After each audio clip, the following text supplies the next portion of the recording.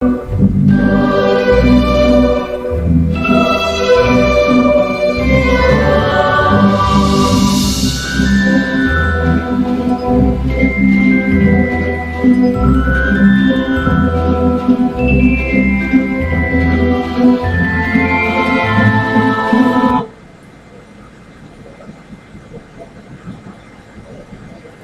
শিক্ষার্থীবৃন্দ, তোমাদের শুভেচ্ছা। উচ্চ মাধ্যমিক বাংলা অনলাইন ক্লাসে আজকে আবারও স্বাগত জানাচ্ছি। আজকে যে বিষয়টা নিয়ে তোমাদের সামনে আমি উপস্থিত হয়েছি, দ্বিতীয় পত্রের চতুর্থ অধ্যায়ের বাংলা শব্দ গঠন, উপসর্গ, লেকচার 2। বুঝতেই পারছো, সঙ্গত কারণে লেকচার 1 ইতিপূর্বে আমি দিয়েছি এবং সেই ধারাবাহিকতায় উপসর্গের আজকে লেকচার 2 দ্বিতীয় লেকচারটি দিতে যাচ্ছি। আশা করি তোমরা মনোযোগী হবে এবং পাঠের শুরু থেকে শেষ পর্যন্ত সঙ্গে থাকবে। আমি তুলসীদাস মহন্ত, সহকারী অধ্যাপক বাংলা, জয়পুরহাট সরকারি মহিলা কলেজ, জয়পুরহাট। ফেসবুক পেজ ও YouTube channel Tulsidas Mohanta. Facebook page ও ইউটিউব চ্যানেলের লিঙ্ক এখানে দেয়া আছে। দুটোই তোমরা লাইক ও সাবস্ক্রাইব করে রাখবে। ডেসক্রিপশন বক্সে লিঙ্ক দেয়া আছে, যাতে এর ভিতর দিয়ে তোমরা ধারাবাহিকভাবে এবং নিয়মিত নোটিফিকেশানগুলো পেয়ে যাও। বরাবরের মতো একটা উক্তি দিয়ে আমি ক্লাস শুরু করি। আজকের সে বিখ্যাত উক্তি হচ্ছে একটা চীনা প্রবাদ, চাইনিজ প্রভাব, a journey of 1000 miles begins with a single step। এবার 1000 মাইলের যে একটা ভ্রমণ, তার শুরুটা হয় একটা মাত্র পদক্ষেপ দিয়ে, একটা মাত্র স্টেপ, এক পা এগিয়ে গিয়ে। এক পা এগোনোটাই 1000 মাইল এগোনোর পথে প্রথম পদক্ষেপ। এটা একটা চীনা প্রবাদ এবং তোমাদের জীবনের ক্ষেত্রেও এটা সত্য। তোমাদের জীবনটাকে যদি 1000 মাইলের দূরত্ব ভাবো, তাহলে প্রতি মুহূর্তে যে এক একটা সিদ্ধান্ত নিচ্ছ, এটা প্রতি মুহূর্তে এক একটা স্টেপগুলো প্রত্যেকটাই গুরুত্বপূর্ণ। সঙ্গত কারণে তোমরা ভাববে তোমাদের জন্য প্রত্যেকটা স্টেপ যেন সঠিক হয়, সুন্দর হয়, তোমাদের জীবনের অনুসারী হয়, তোমাদের জীবনকে বিনির্মাণে সহায়ক হয়। তো আজকের পাঠে চলে যাই।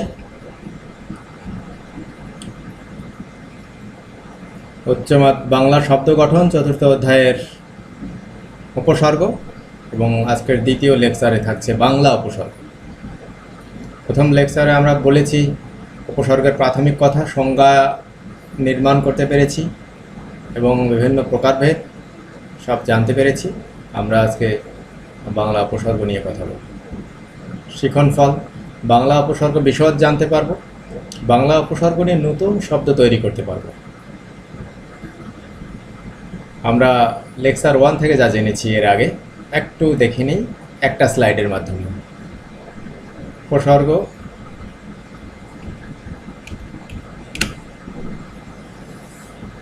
উপসর্গ 3 ভাগে বিভক্ত। এক, বাংলা উপসর্গ বা কেউ কেউ দেশি উপসর্গ বলে থাকেন, যার সংখ্যা হচ্ছে 21টি। 2, তৎসম উপসর্গ, সংস্কৃত ভাষা থেকে যেসব উপসর্গগুলো এসেছে এবং সংস্কৃত শব্দগুলো তৈরি করেছে, যা বাংলা ভাষার এখন বাংলা ভাষার নিজস্ব সম্পদ। এরকম উপসর্গ হলো 20টি। আর বিদেশি উপসর্গ অসংখ্যের মধ্যে আমরা গুরুত্বপূর্ণ কয়েকটি ভাষার উপসর্গকে আমরা আগে চিহ্নিত করতে পেরেছি। আরও আছে ফার্সি, আরবি, উর্দু, হিন্দি, ইংরেজি। তো আমরা জানি যে বাংলা উপসর্গ 21টি। আজকে গত ক্লাসের ঘোষণা এবং আজকের পাঠ শিরোনামেও তোমরা জানতে পেরেছো। আজকে বাংলা উপসর্গ নিয়ে আমরা বিশদ জানতে চেষ্টা করব।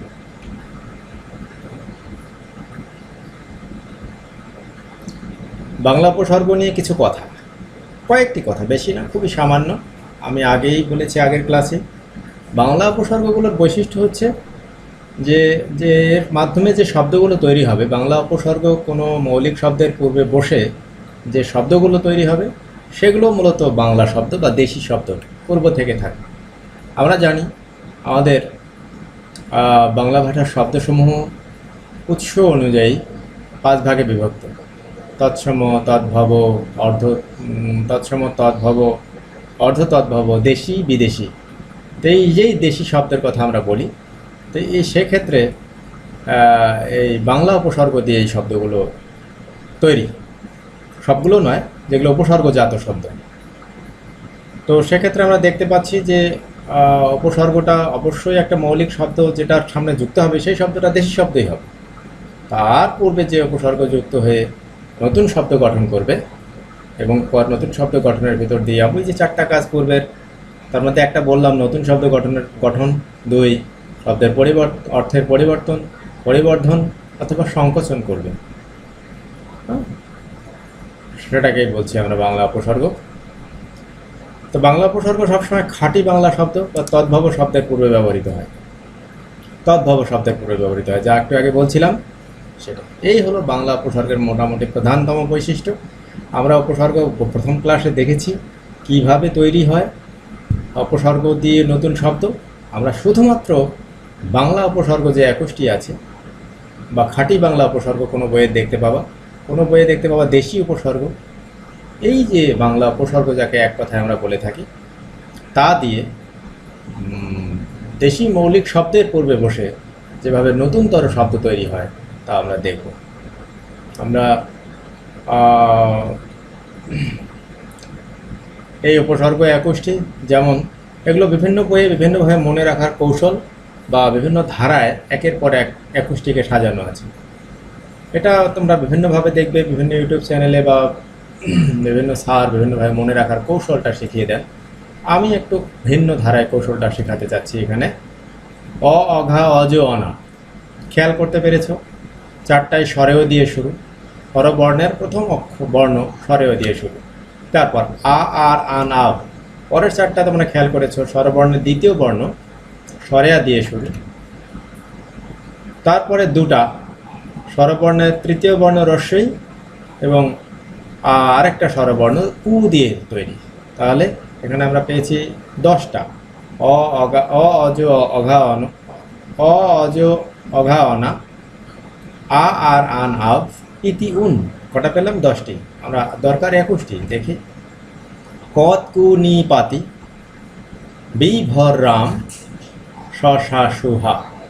এখানে দেখবে যে স্বরবর্ণগুলো যেভাবে বর্ণনাক্রমিক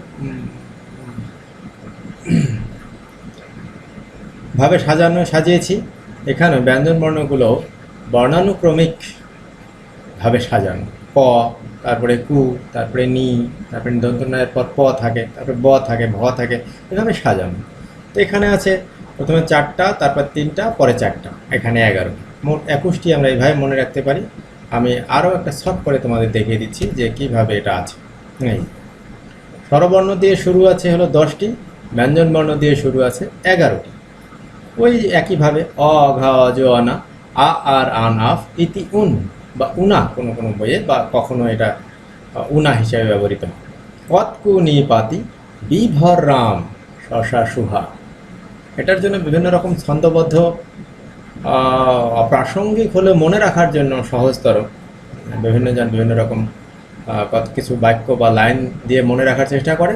আমি এভাবেও তোমরা মনে রাখতে পারো যে স্বরবর্ণ দিয়ে 10টা, তার স্বরেয়া দিয়ে 4টা, প্রথম 10টার মধ্যে স্বরেও দিয়ে 4টা, স্বরেয়া দিয়ে 4টা, রস্বই আরু 10টা হয়ে গেল। আর ব্যঞ্জনবর্ণ দিয়ে 11টা, কত, কু, নি, পাতি 4টা হয়ে গেল, বি, ভর, রাম 3টা হয়ে গেল, স, সা, সুহা। তাহলে এভাবেও মনে রাখা যায়। তারপর আমরা দেখি এই মনে রাখার ভেতর দিয়ে আমরা এই 21টি বাংলা উপসর্গকে এভাবে মনে রাখবো। এরপর এগুলো আমরা জানি সুনির্দিষ্ট মৌলিক শব্দ যার অর্থ আছে তার সামনে যোগ করে নতুন শব্দ গঠন করব, এবং এটা আমাদের জন্য এখন সহজ হয়ে যাবে। আমরা এই প্র্যাকটিসটার ভিতর দিয়ে দেখি কিভাবে নতুন শব্দ গঠন করতে পারি। নতুন শব্দ তৈরি চর্চা করব। এখনই সেই চর্চার ভিতর দিয়ে আমাদের গত প্রথম ক্লাস এবং আজকের দ্বিতীয় ক্লাস মিলে এটা বাংলা উপসর্গ দিয়ে নতুন শব্দ তৈরি, বাংলা উপসর্গ কী এর বিষয়টা আমাদের একদম সহজসাধ্য হয়ে যাচ্ছে। প্রথমে দেখি 1 নাম্বার কি পড়েছিলাম, অ আমরা চেনা একটা মৌলিক শব্দ বাংলা ভাষার আগে থেকেই, তার সামনে বসিয়ে দিলে কি হচ্ছে, অচেনা। নতুন শব্দ অচেনা। ঠিক একই রকম করে আমরা জানার সামনে বসাতে পারি অজানা, থইয়ের সামনে বসাতে পারি অথই, কুলের সামনে বসাতে পারি অকুল, পরিচিতর সামনে বসাতে পারি অপরিচিত।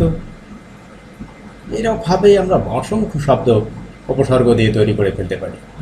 খুবই মজার। আমরা 2 নম্বরে কি জানি, অঘা। 2 নম্বর অঘা। আমরা অঘা পূর্ব থেকে থাকা বাংলা ভাষার একটা শব্দচণ্ডী, তার সামনে যুক্ত করে দেখি কি হচ্ছে, অঘাচণ্ডী। এখানে স্লাইডটা প্লেসমেন্টের কম বেশির কারণে বাম দিকে চলে গিয়েছে, মূলত হবে অঘাচণ্ডী। ঠিক এই রকমই রাম শব্দের পূর্বে বসালে অঘারাম, খুব বোকা অর্থে আমরা বসাই, অঘা গুসাই, এরকম করে। আমরা আসলাম 3 নম্বর উপসর্গ, বাংলা উপসর্গ অজ। মূর্খের সামনে বাংলা ভাষার পূর্ব থেকে থাকা মৌলিক শব্দ মূর্খ, যার নিজস্ব অর্থ আছে, যার অর্থ আমরা জানি, তার সামনে যদি অজ বসিয়ে দিই তাহলে দেখো শব্দটা হয়ে যাচ্ছে অজমূর্খ, মানে ভয়াবহ রকমের মূর্খ। ঠিক পারাগার সামনে বসালে অজ পারাগা, পুকুরের সামনে বসালে অজ পুকুর। এবার 4র্থ উপসর্গ অনা। বৃষ্টির সামনে বসিয়ে দিলে ঠিক বিপরীত শব্দ একটা হয়ে যাচ্ছে, অনাবৃষ্টি। এটাও স্লাইডটা ওই রকম কারণে আমরা অনাটা আগে উচ্চারণ করব, তারপর বৃষ্টি। স্লাইডের প্লেসমেন্টের কারণে এটা হয়েছে। ঠিক যেমন দরের সামনে বসালে অনাদর, চারের সামনে বসালে অনাচার, মিতব্যয়ীর সামনে বসালে হবে অমিতব্যয়ী। সরি, এটা হচ্ছে অনাচার। ঠিক এমনি দরের সামনে বসালে অনাদর। আমরা পরেরটাতে যাই, আরও অনেকগুলো উদাহরণ এভাবে আমরা তৈরি করতে পারি। 5 নাম্বার, ওই যেটা বলছিলাম অ দিয়ে 4টা হলো, এখন আ দিয়ে 4টা, সেটা 8, 4 4 8টা হবে। আ হচ্ছে, আ দিয়ে কি হচ্ছে, ধোয়া। এই শব্দের পূর্বে বসিয়ে হয়ে যাচ্ছে আধোয়া, আধোয়া। এখানে স্লাইডের একই ঘটনা। তোমরা এটা এখন আমি এই মুহূর্তে ঠিক করতে পারছি না, পরে আমি ঠিক করে দিব। আর তোমরা এভাবে এটা মনে রাখো, আ আগে ধোয়া পরে, আধোয়া। ঠিক একই রকম করে গাছার সামনে বসালে আগাছা, কালের সামনে বসালে আকাল, কাজের সামনে বসালে আকাশ। 5ষ্ঠ উপসর্গ আর। চোখের সামনে বসালে হচ্ছে আর চোখ, পাগলার সামনে বসালে আর পাগলা, মোড়ার সামনে বসালে আর মোড়া, ভাঙার সামনে বসালে আর ভাঙা। এবার আন, আনকোরা। স্লাইডের কারণে এটা এরকম হয়ে যাচ্ছে আনকোরা, আনকোরা। একই রকমভাবে মনার সামনে বসালে আনমনা, চানের সামনে বসালে আনচান। আপ, ছায়ার সামনে যদি শব্দটা বসে আপ উপসর্গ বসিয়ে দিই, আপ ছায়া। আমরা জানি আপ ছায়া মানে এটা কি। ঠিক তেমনি ডালের সামনে বসালে হচ্ছে আপ ডাল। ইতি, ইতিপূর্বে, ইতিপূর্বে। ইতিহাস, ইতি কথা। এবার উন বা উনা। 19 বোঝাতে এটা ব্যবহৃত হয়েছে। এখানে 19 না হয় এটা 39, 39। এটা যেটা হয় 40 হতে 1 কম। ঠিক একই রকম অর্থে হবে পাজুরে, এর সামনে বসালে পাজুরে। ভাতের সামনে ভাত, বিংশর সামনে ঊনবিংশ। ওই যে ঊনবিংশ, অর্থে কম অর্থে ব্যবহৃত হয়। হ্যাঁ, বিংশ হতে 1 কম। এবার আসি কত।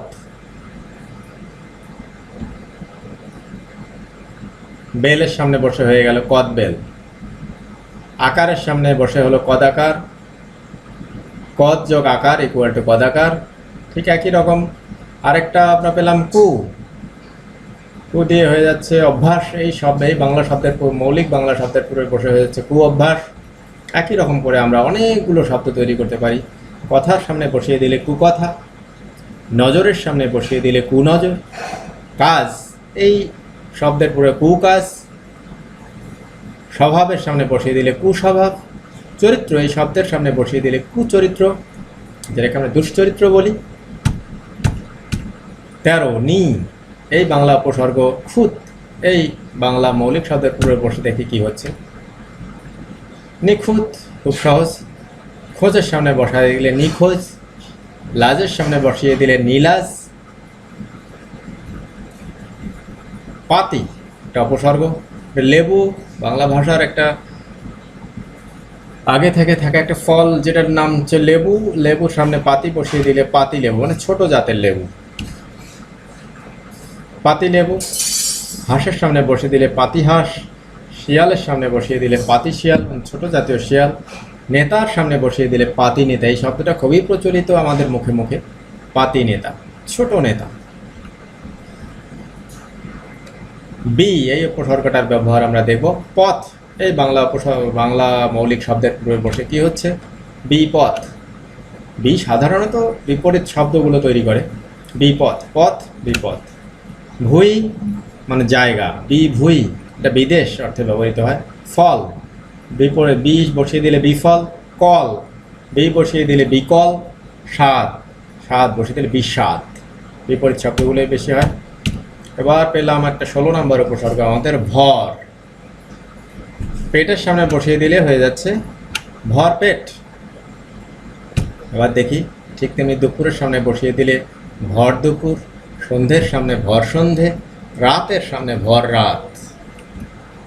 পেটের সামনে আমরা শুরুতেই পেয়েছি পুর, এই শব্দের পূর্বে বসিয়ে দিলে ভরপুর। রোদ, এর সামনে বসে ভর রোদ, তীব্র রোদ। রাম, এই উপসর্গ দিয়ে ছাগলের সামনে বসিয়ে দিয়ে হয়ে যাচ্ছে রাম ছাগল, ছাগলের একটা জাত। আর দায়ের সামনে বসিয়ে দিলে রাম দা। তোমরা জানো নিশ্চয়ই, এটা একটা ভয়াবহ অস্ত্র বলা যায়। বোকার সামনে বসিয়ে দিলে রাম বোকা, মানে ভীষণ বোকা, এই অর্থে। 18 নম্বর উপসর্গ পেলাম হচ্ছে স। লাজ, এই বাংলা শব্দের পূর্বে বসে, মৌলিক শব্দের পূর্বে বসে হয়ে গেল সলাজ। ঠিক একই রকম ভাবে রব, এর সামনে বসে হয়ে যাচ্ছে সরব। ঠিকের সামনে বসে দিলে সঠিক। জোরের সামনে বসিয়ে সজোর। দেখো কত সুন্দর সুন্দর নতুন অর্থের, নতুন সম্প্রসারিত অর্থের কিংবা পরিবর্তিত অর্থের নতুন নতুন শব্দ তৈরি হচ্ছে। রবের সামনে বসিয়ে দিলে সরব, এটা আগেই বললাম, আবার রিপিট হয়ে গেছে। কালের সামনে বসিয়ে দিলে সকাল। ক্ষমর সামনে বসিয়ে দিলে সক্ষম। বলের সামনে বসিয়ে দিলে সবল।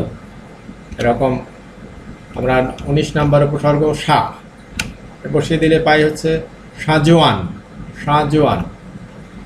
বালকের সামনে বসিয়ে দিলে সাবালক। সুন্দর শব্দ, নতুন শব্দ গঠন। সু, 20 নম্বর উপসর্গ। দিনের সামনে বসিয়ে দিলে হয়ে যাচ্ছে সুদিন। ঠিক একই রকম করে কু দিয়ে যেমন অনেকগুলো তৈরি করা যায়, সু দিয়ে ঠিক একই রকম করে অনেকগুলো তৈরি। সুনজর, সুখবর, সুনাম, সুকাজ, সুচরিত্র, সু বসিয়ে দেওয়াই আছে এখানে। সুদিন, দিনের সামনে সুদিন, এটা শুরুতেই। এভাবে আমরা দেখতে পাই যে অনেক পরিবর্তিত, ভিন্নার্থক, সম্প্রসারিত অর্থের এবং বা সংকুচিত অর্থের নতুন শব্দ আমরা গঠন করতে পারি। এবার 21 নম্বর হা, সর্বশেষ বাংলা উপসর্গ হা। ভাত, পরিচিত মৌলিক শব্দ, বাংলা শব্দ, বাংলাদেশি শব্দ, যার সামনে বসে হয়ে গেল হা ভাত। হা ভাত হচ্ছে ভাতের অভাব, এটা একটা অব্যয়ভাব সমাসজাত শব্দও বটে। হা ভাত অর্থ হচ্ছে ভাতের অভাব। হা ভাত ঠিক একই রকম করে ঘরে, হা ঘরে, যার ঘরের অভাব তাকে বলা হচ্ছে হা ঘরে। আর হা ভাতে, যার ভাতের অভাব তাকে হচ্ছে হা ভাতে। এটা বহুব্রীহি সমাস, সমাসজাত শব্দ। এবং হুতাশ সামনে পূর্বে বসলে হা হুতাশ। পিত্তেশ, এর সামনে বসে হয়েছে হা পিত্তেশ। আমরা নিশ্চয়ই শব্দগুলো জানি, অর্থবোধকতাও জানি, অর্থ অনুযায়ী ব্যবহারও করেছি। তো এভাবে আমরা দেখতে পাচ্ছি যে বাংলা উপসর্গ 21টি ব্যবহার করে আমরা অসংখ্য নূতনতর শব্দ তৈরি করতে পারি, যে শব্দগুলো একই সাথে নতুন অর্থ ধারণ করে, সম্প্রসারিত অর্থ ধারণ করে কিংবা সংকুচিত অর্থ ধারণ করে। তো প্রিয় শিক্ষার্থীবৃন্দ, এভাবেই বাংলা উপসর্গ আশা করি আজকের এই উদাহরণগুলো এবং প্রাথমিক কথাটার ভিতর দিয়ে এবং পূর্বের ক্লাসটার ধারাবাহিকতা যদি মেনে যারা খেয়াল করেছো, যারা করনি পূর্বের ক্লাসটি, তারা ওটাও একটু ফলো করবে। আমরা এখন বুঝতে পারছি বাংলা উপসর্গ খুবই সহজ একটা বিষয়। এটা সহজে চিনতে পারি, সহজে মনে রাখতে পারি, সহজে নতুন শব্দ গঠন করতে পারি এবং নতুন গঠিত শব্দগুলো দিয়ে আমরা সহজ সহজ এবং সুন্দর সুন্দর অনেক বাক্য তৈরি করতে পারি। স্বাভাবিক। তো আমরা এখন কয়েকটি উত্তর আশা করব তোমাদের কাছ থেকে। উপসর্গ কাকে বলে? একদম প্রাথমিক কথা, গত ক্লাস যারা করেছে তারাও পারবে, আজকের ক্লাস যারা করেছে তা তো পারবেই। বাংলা উপসর্গ কতটি? এখন বাংলা উপসর্গ দিয়ে পাঁচটি শব্দ তৈরি করো। খুব সহজ, এটা পরীক্ষায় আসে, সহজেই আসতে পারে। আর এ কথাও বলে থাকতে পারে, কখনো কখনো এরকম প্রশ্নও এসেছে একাধবার, কোনো বোর্ডে দেখা গেল যে বাংলা উপসর্গ দিয়ে তৈরি 5টি শব্দ দিয়ে 5টি বাক্য তৈরি করো। তো আমি 5টি শব্দ যদি তৈরি করতে পারি, 5টি বাক্য তৈরি করা তো কোনো ব্যাপারই না। তো এভাবেই আশা করি তোমাদের কাছে সহজসাধ্য হবে। 1 হলো জানা হচ্ছে বিষয়টি, 2 হলো পরীক্ষার যে তোমাদের লক্ষ্য থাকে বেশি মার্কস পাওয়া, সেক্ষেত্রেও সহায়ক হয়েছে বলে আমি মনে করি। তো আমরা পরের ক্লাসে তৎসম উপসর্গ নিয়ে আলোচনা করব এবং সম্ভব হলে সেদিনই বিদেশি উপসর্গও আমরা আলোচনা করে শেষ করে দিতে পারবো। তো সে পর্যন্ত সবাই ভালো থেকো। পরের ক্লাসের দেখার আহ্বান জানিয়ে আমি আজকে শেষ করছি। ধন্যবাদ সবাইকে। স্বাস্থ্যবিধি মেনে চলি, পরিবার ও দেশ সুস্থ রাখি। ভালো থাকবে সবাই।